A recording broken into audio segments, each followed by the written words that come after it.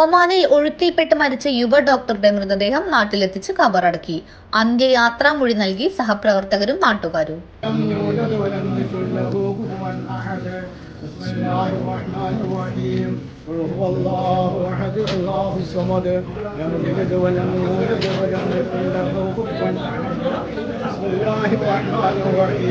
قل أعوذ برب الفلق من شر ما خلق ومن شر غاسق إذا وقب ومن شر النفاثات في العقد ومن شر حاسد إذا حسد.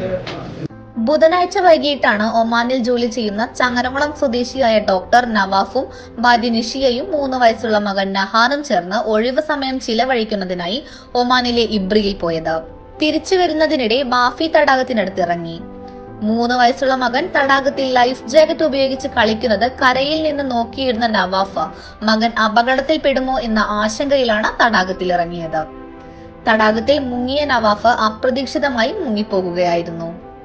Nawaf അപകടത്തിൽപ്പെട്ടെന്ന വിവരം അറിഞ്ഞോടിയെത്തിയവർ നവാഫിനെ മുങ്ങിയെടുത്ത് കരക്കെത്തിച്ചെങ്കിലും ജീവൻ രക്ഷിക്കാനായില്ല.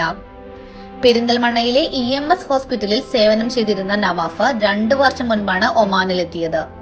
ഇവിടെ നിസ്വ ഹോസ്പിറ്റലിൽ എമർജൻസി വിഭാഗത്തിൽ ജോലി ചെയ്തു വരികയായിരുന്നു.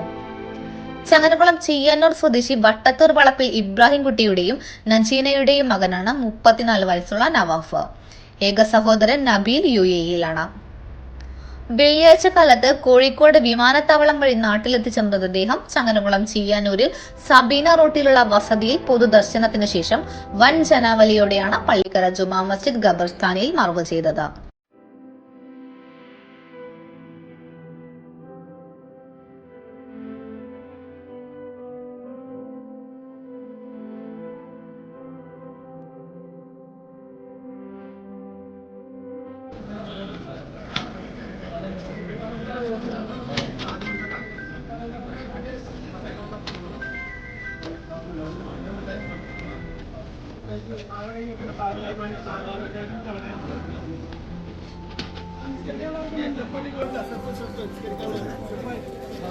ഏറെ പ്രിയപ്പെട്ടവനായിരുന്ന നവാഫിന്റെ അപ്രതീക്ഷിത വിയോഗം വിശ്വസിക്കാനാവാതെ കണ്ണീർ വാർക്കുകയാണ് സഹപ്രവർത്തകരും സുഹൃത്തുക്കളും.